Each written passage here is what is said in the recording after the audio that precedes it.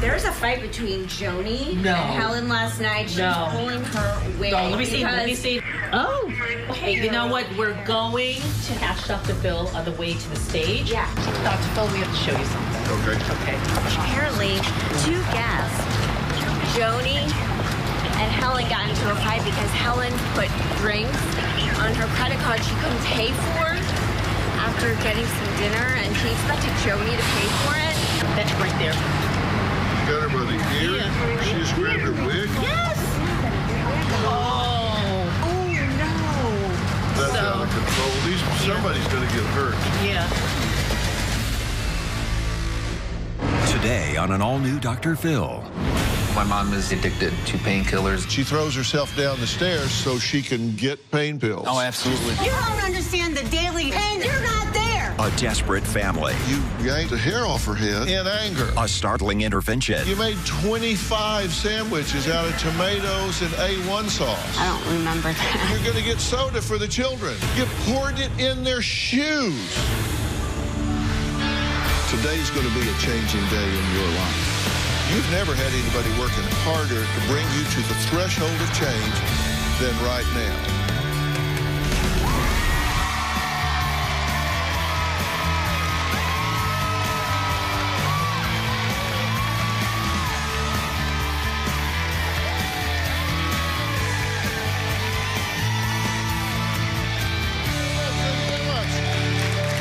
Well, on my way over here, my producers told me about a situation that happened at the hotel last night. Now, apparently, my main guest today, Helen, who claims she is not drug addicted, but just needs pain relief, ran up a tab at the hotel bar, leaving her sister, Joni, stuck paying the bill. Well, she was not happy about it, so Joni pulled her sister Helen's wig in anger. This whole situation is just out of control with these family members pointing fingers at each other and not focusing on the problem, which is a 52-year-old woman who I believe is on death's door. Now, Helen's son, Nate, says he cannot believe his mother, Helen, is still denying being hooked on prescription pills while looking this incoherent. My mom is highly addicted to painkillers, and it's going to kill her. Get in my ass van right now. My mother-in-law is so high on pain medication that when I'm talking to her, I don't feel like she really understands what I'm even saying. She seems like she's in La La Land. I've known Nathan and his family my entire life. Helen was very functional. She was on top of her game. About 15 years ago when I was in middle school, my mom had gastric bypass surgery. Since my mom's surgery, pain pills have been part of her life. Things started falling apart quickly. She lost her job, she lost her house. The house was a free-for-all. Helen just really didn't care. When I was in high school, my mom took me to school in the morning, and she drove over curbs and into the yard at the high school, and I quickly realized that she was high. I remember one time, Helen almost got hit by a car because someone was trying to steal her pain medication. I moved out at 15. Enough was enough. I went away to college. I started my career. For about 8 to 10 years, I had very little contact with my mom and my sister. I just didn't want to get caught up in the drama. About 5 years ago, I reconnected with my mom. She was a mess. She was in a bad spot. My mom would do anything to get pain medication. I didn't take any Ativan yesterday. Yes, you did. No, I didn't. She will go out on the streets and find anyone that has pills. My mom has been known to be jumping from pain doctor to pain doctor, from hospitals to hospitals to get what she wants. Can't get very much privacy in a hospital. Last time my mom was in the hospital, the doctors put her on a morphine drip. I truly believe that she has hurt herself, fallen downstairs on purpose and done things on purpose to have to go to the hospital to get something. My mom thinks that she's dying from complications from her gastric bypass, but she's dying from the painkillers and the drugs. That's what's killing her. If we don't get my mom off pain medication immediately, I know, my fear, and I know that my mom will be dead. You rode in, correct? Yes, me and my wife did. Why now? Because one of our family members was struck by a car, and we were at the hospital to be there for him, and my mom showed up very high, and it's probably one of the worst times I've ever seen her. What does she say about it when you talk to her about it? You know, she denies it. She blames everything on her medical conditions and that she's in pain, and it's a medical problem. It's the doctors that is the reason why she's not the mom she used to be. Have you just called her out on it? Have you refused to support her in any way in getting these drugs, doing these things? Yes, I've done that my whole life. When I moved out at 15, I separated myself from my family completely. I just couldn't take to accept those behaviors. You say your sisters, Alex and Demetria, are not doing enough to get your mom the help to get off these pills. My sister Alex was supporting me 100% at that time. Demetria was not. Demetria was being nasty to us, telling my mom she didn't need to go to rehab. She didn't need to do the things that I said that she needs to do. Did you realize that she is actually harming herself so she can get pain pills? In 2010, she throws herself down the stairs so she has injuries so she can present herself to an ER. In 2011, she started befriending addicts at AA to get pills. 2011 through 2016, she's in the hospital a lot, so she's getting them that way, 20 to 30 times a year. Could be more. She stole $40 from you, which she's using to buy pills. Yep. That's not my mom. My mom taught me, none of these pictures in here, my mom taught me a lot. But you see her wasting away. Yeah. Does that hurt you? Yeah. My mom was a hardworking woman. I remember seeing her get up every morning early, get dressed, professional, look good, ready to go. She took care of an addict for years. She took care of an addict for a long time. And then when she left him finally, because us kids were just gone, she turned her page in her life and thought that she could go out and stuff and have a good time, and she just lost it, man. And then she had the gastric bypass because she wanted to lose weight and be at 25 again. And she tried to live that life, and she lost it. And I lost my mom since that day. Eventually, she's going to come out here today, and I need to know what my resources are. Are you willing to stand your ground and do what it takes to get her to turn this corner? Firm. Because she is a master at deflection, and you can't take the bait. It won't happen. All right, well, Nate's sisters, Alex and Demetria, are here, and they're going to explain why they agree their mom needs help, but they're offended by their brother's approach. I want to know why. And later, we're going to meet their mom, Helen, who insists she is not a drug addict. We'll be right back.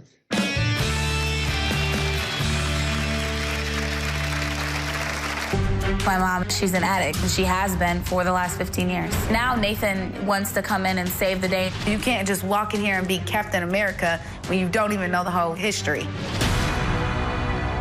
Monday.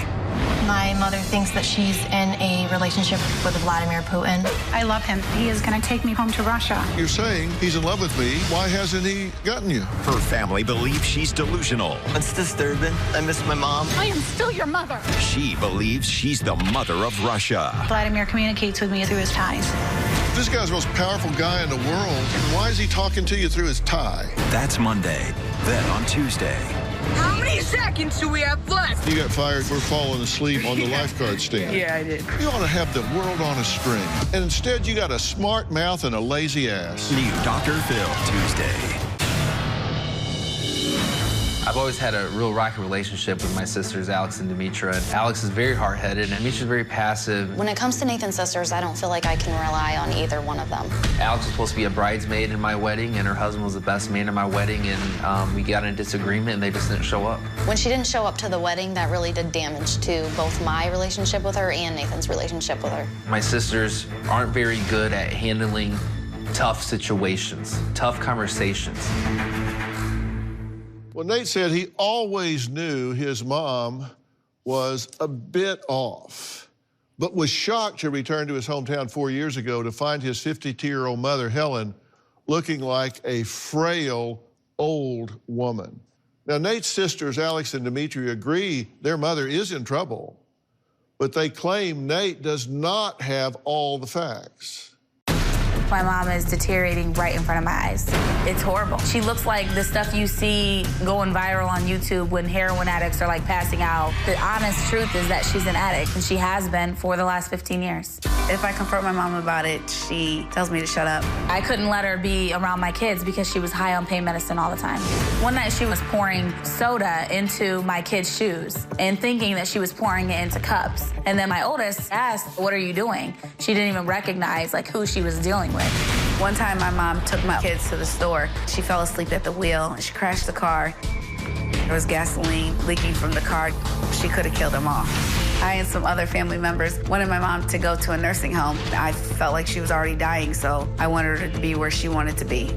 I don't know what the ultimate decision that needs to be made. I just know we can't keep going like this.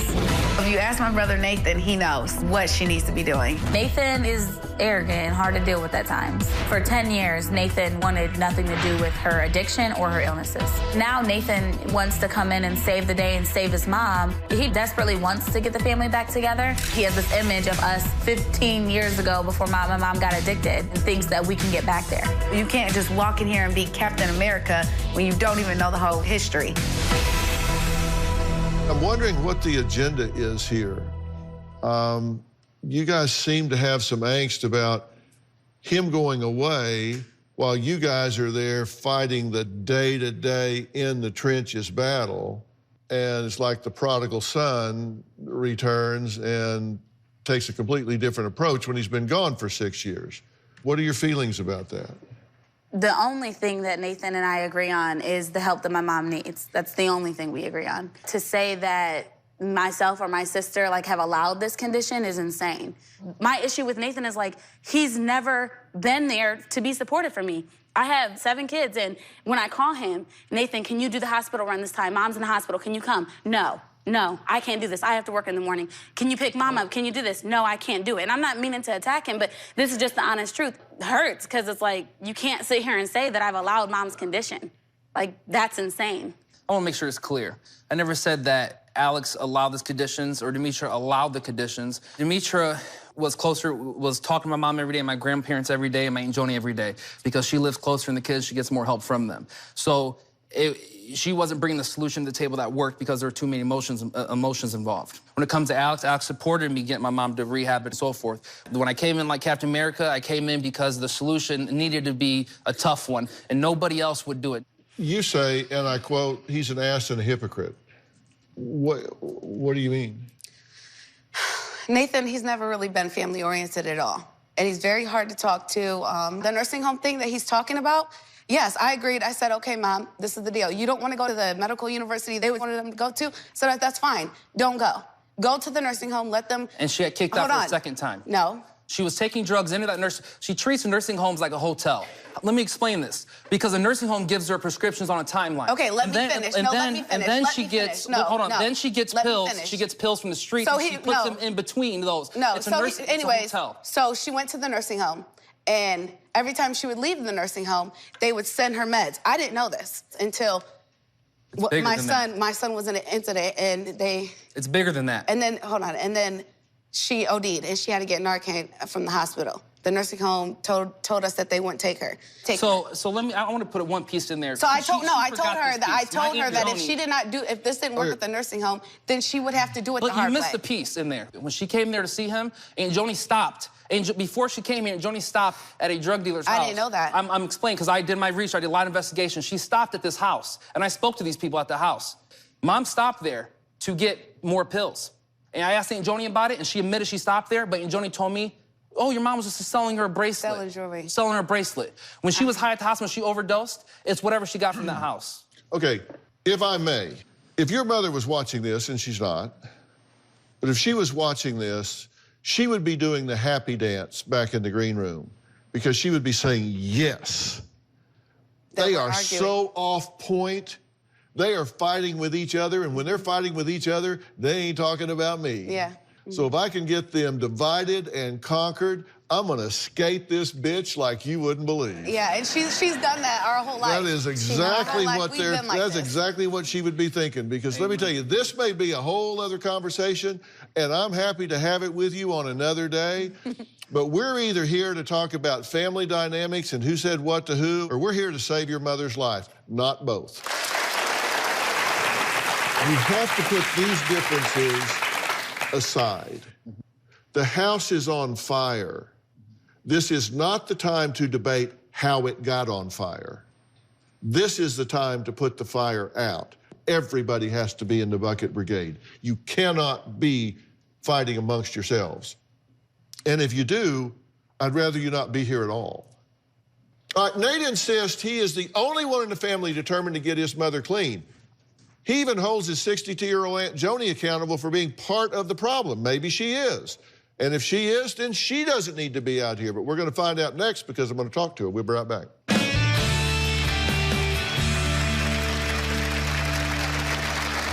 With Helen, I don't trust her in my house. She's taken medications out of containers from my family members. Honestly, some days I'd like to punch her.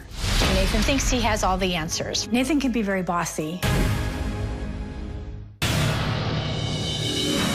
My aunt is a superhero. She's always been there for us. In my eyes, my Aunt Joni is the complete enabler.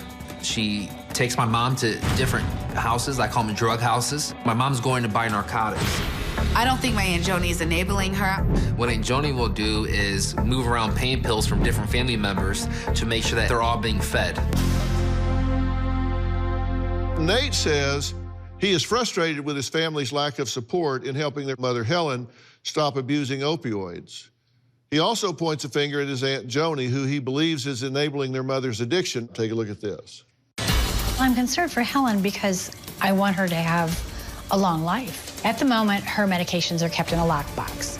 They're only given to her at prescribed times. She crushes the pills and liquefies them, and that's what she's supposed to do. The problem is she takes the morphine and then she'll take something else.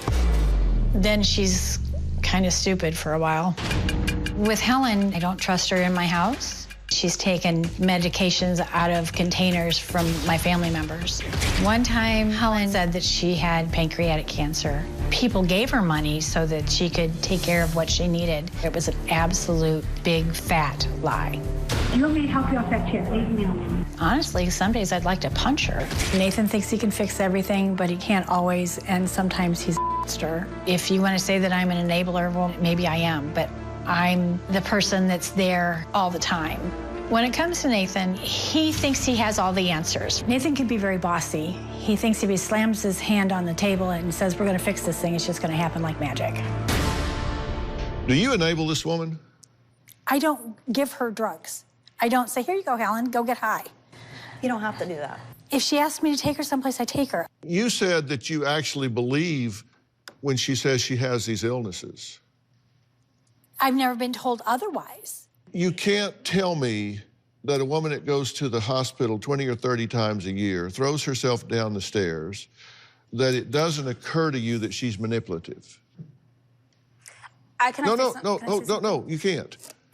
I'm talking to you, and I'm trying to get, I haven't gotten a straight answer out of you yet. Okay. I get a phone call, Helen needs to go to the hospital. I just go and pick her up and take her. If I get a phone call and she needs to go get her nails done, I take her to get them done. Okay. And she says, oh, I sold some jewelry to this woman, I need to go pick up my money. That's where you think I took her to get drugs. And I didn't know that. You know the house. You know the people in there. It's an apartment building. What do I know? Okay, listen, if I need your help, I know right where you are, and I'm gonna come right to you. Are you telling me you don't know that when she's pawning jewelry and you're taking her to a drug house, you don't know that that's a drug house and you don't know she's getting drugs? And if you don't know, that's okay, tell me.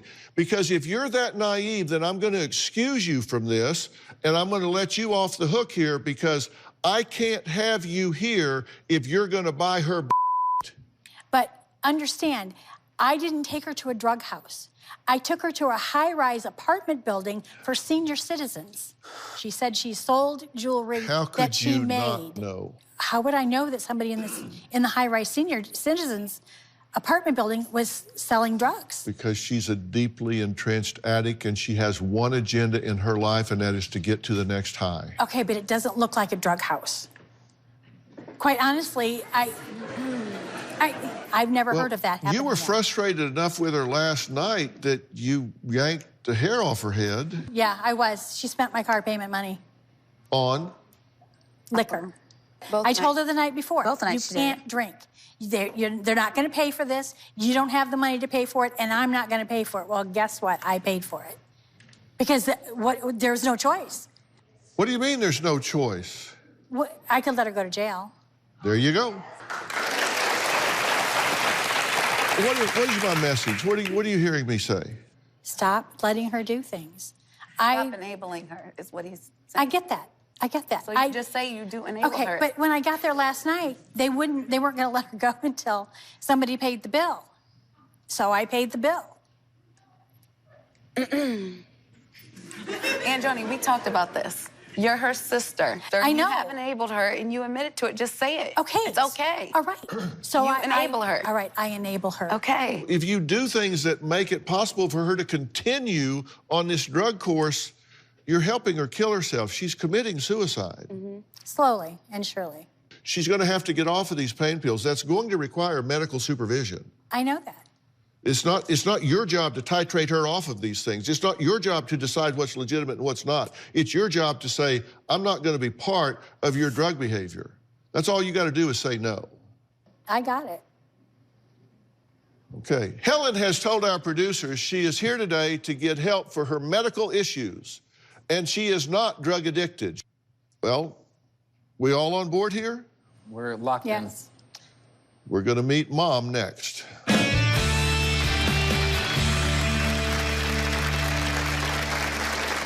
I have a chronic illness, and it's killing me. Mom, ever get rid of the ulcer? The pain pills are killing you. When I tell people that I'm in constant pain, quite often they don't believe me. You don't understand. You don't understand the daily regimen of pain that I go through. Mom, yes, no, I do. you don't. Yes, I do. You're not there. When my mom is on pain medication, she is a walking zombie. Once my mom accused me of stealing her pain medication, and her caseworker called me, believed my mom, threatened me of calling the sheriff, which would ruin my career. A few months ago, a family member was hit by a car and was in the hospital in ICU, and we all rushed to the hospital. My mom came to the hospital. She was completely high to where she couldn't stand up. She had food all over her. Eyes were rolled in the back of her head. She was high as a kite. When I took her back to the nursing home, they refused to accept her. They made my aunt take her to the emergency room where they had to administer Narcan because she had actually overdosed herself. Every time my phone rings, I fear that I'm getting a phone call saying that my mom has passed away. Well, we're talking to siblings Nate, Demetra, and Alex. They all agree on one thing. They haven't had the most solid foundation growing up. This may be the reason why they're having a difficult time now agreeing on how to support each other and their mom. Now, Helen has an opioid addiction issue. Take a look at Mom. I believe without pain medication, I wouldn't be here anymore. I can't go without pain medicine until I have the surgery. No, I can't. I have a necrotic ulcer. I can't eat. I can't walk very good. I'm weak all the time. I have a chronic illness, and it's killing me. We need to get you off the pain pills and take care of the ulcer. And we will take care of the ulcer, and then I will get off the pain pills. I'm not a sorry. doctor, but I don't think you will ever get rid of the ulcer. The pain pills are killing you. When I tell people that I'm in constant pain, quite often they don't believe me. You don't understand. You don't understand the daily regimen of pain that I go through. Mom, yes, no, I do. you don't. Yes, I do. You're not there.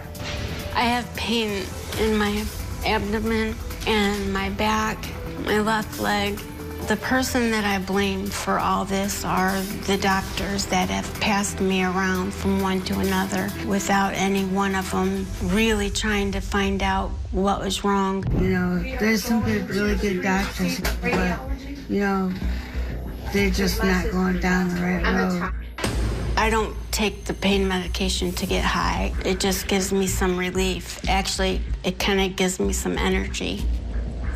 I have a dependency, but I'm not an addict in the street that does anything to get drugs. Alex, I am sick. We know that you're sick, But you don't Okay, need, but when you don't need to be high.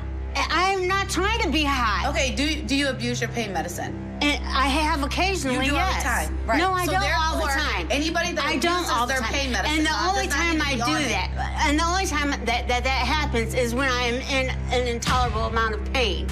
I feel I've put my family through a lot, but what they need to understand is that I'm in a lot of pain constantly, and I need some help. I am trying to get better.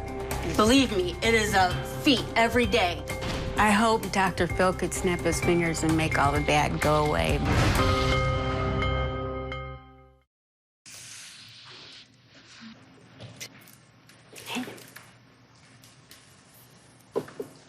are you doing today? I'm struggling. What are you struggling with? I ran out of my pain medicine and I'm just sick.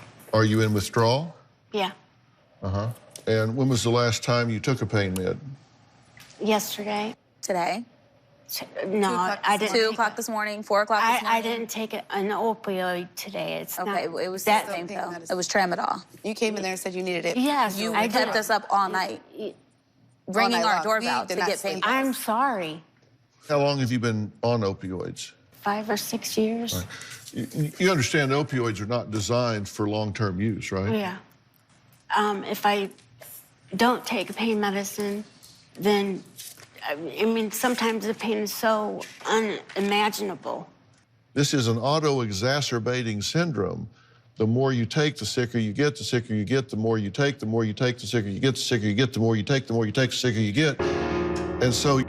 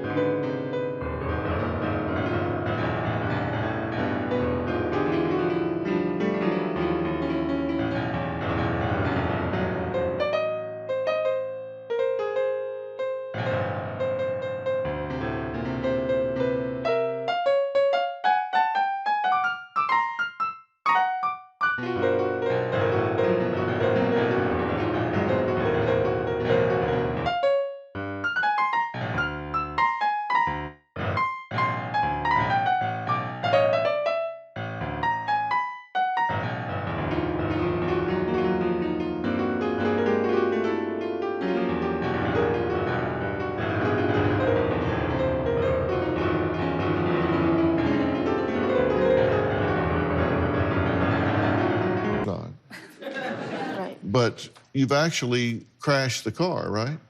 While you were high. No, I wasn't.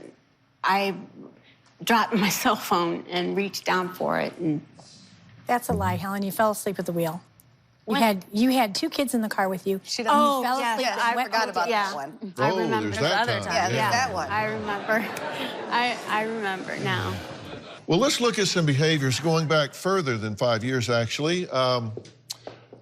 In '96, you pulled your hair out, lied, and said you had cancer. And I thought I did. Yeah. So why'd you pull your hair out? I didn't pull my hair out. You did. You said you were going to chemo, and to prove that you were going to chemo, you pulled your hair out. And when you told me who your doctor was, I called that doctor's office, and they said, I don't know who that is. I don't lie. Okay, I'm here. not lying. Okay, here, talk to me. Talk to me. Talk to me. Talk to me. I thought You thought you were going to that doctor? Yes, and I thought I had cancer. And you pulled your hair out so you looked like you were in chemotherapy. No, my hair was falling out. But you weren't in chemo. No, I wasn't. Why was your hair falling out? Because I was sick, and my hair's, very You thin. just were sick and your hair started falling? I hate it when that happens. I must feel like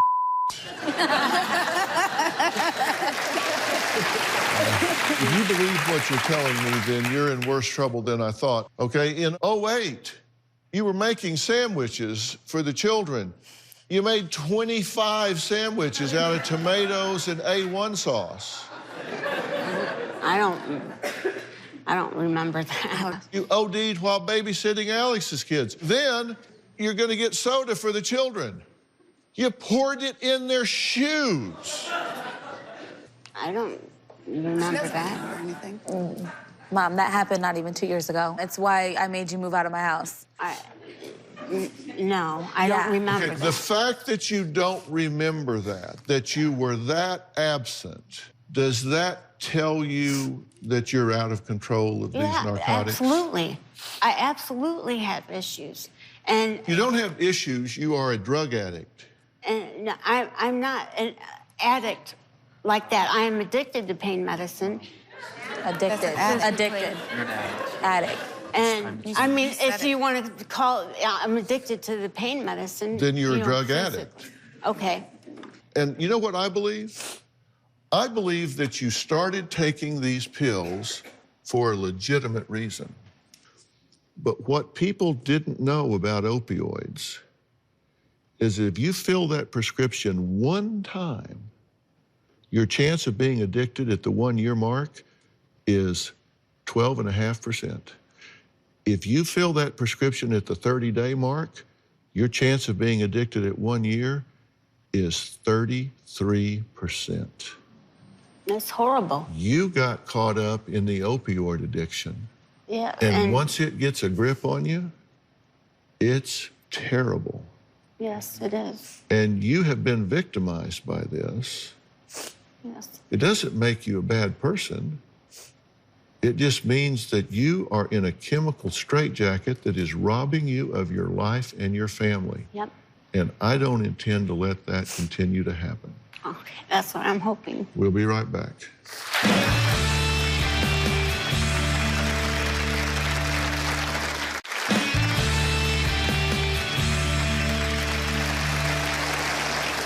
Well, Helen has joined us, and she has gone from healthy to, in my opinion, barely hanging on.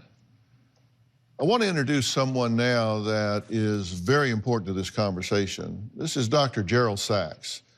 Dr. Sachs is the Director of Pain Management at the Pain Institute of Santa Monica. He completed a fellowship in pain management at Harvard Medical School. Suffice it to say, he is the expert, and I have asked him to come here for you. Thank you. Dr. Sachs, you and I have talked about this. She's been on these opioids, not just using them, but abusing them for years now. What's the impact of that on her body? This is very, very common. We're in the middle, as you and I have spoken, of a national opioid crisis in this country. It's amazing to me, watching all this information today, that there's actually legitimate physicians willing to prescribe opioids for you. Because, to be perfectly honest, you're not a patient that should be taking opioids at all. And taking them long term, it can actually create pain perceptions in unrelated areas of the body, correct? That's correct.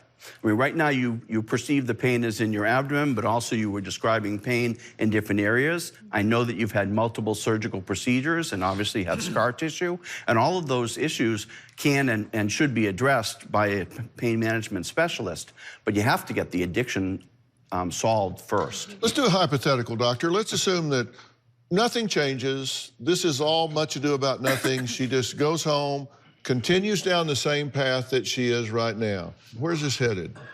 Unfortunately, it's headed in a horrible area. Pain is subjective. We were taught 20, 30 years ago that whatever the patient told us, that was what the pain is. And unfortunately, that helped to create a situation where patients complain of pain, and then we as healthcare professionals feel that we need to address it and treat it. Well, we do, but not with opioids in this particular case. What do you think about what Dr. Sachs is telling you? Scary. Mm-hmm. I don't like being like this. This is not fun. You know, this is not a game.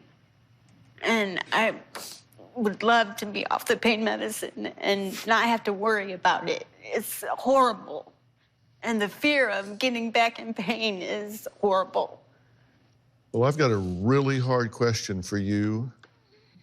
And it really involves the catch-22 that you find yourself in. There are very few times in our life that we make life or death decisions, but you're going to have one to make.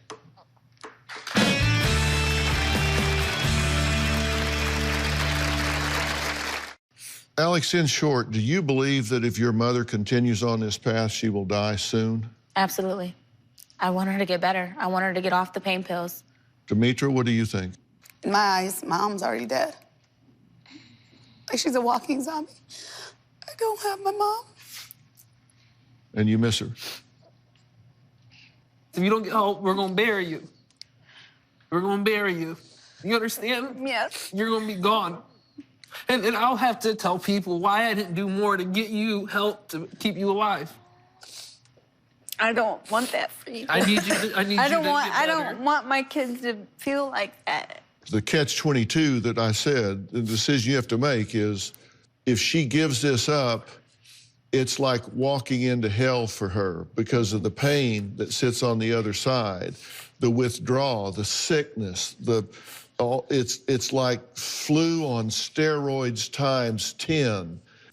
But what I'm telling you is there is help for this. I want to introduce someone, and this is Dr. John Caldwell. He is the Chief Medical Director for Meadows Behavioral Health Center. And the Meadows specializes in treating opioid abuse, pain, and trauma, along with the co-occurring disorders, specifically in older adults. This is located in a really peaceful, natural setting in Wickenburg, Arizona. You can help her, correct? Yes, we can help you. And addiction ultimately is a family disorder. We can help with that piece as well. We'll be able to provide you with the medical supervision and care that you need to be able to move through the process of coming off the opiates, and then help you with the tools that you need to be able to manage life without opiates. And there's hope in that. And the key here is medical supervision so you can get back to being who you are. I'm offering you this help. Will you take it? Yes, I will. All right.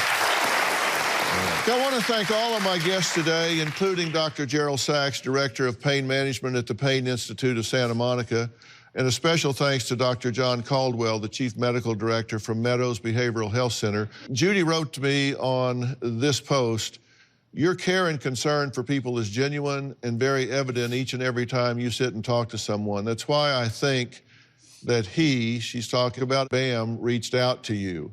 I know that you guys write and post things on my social media. I do pay attention to it. It also gives me direction about what we need to talk about up here. That's all for today. We'll see you next time."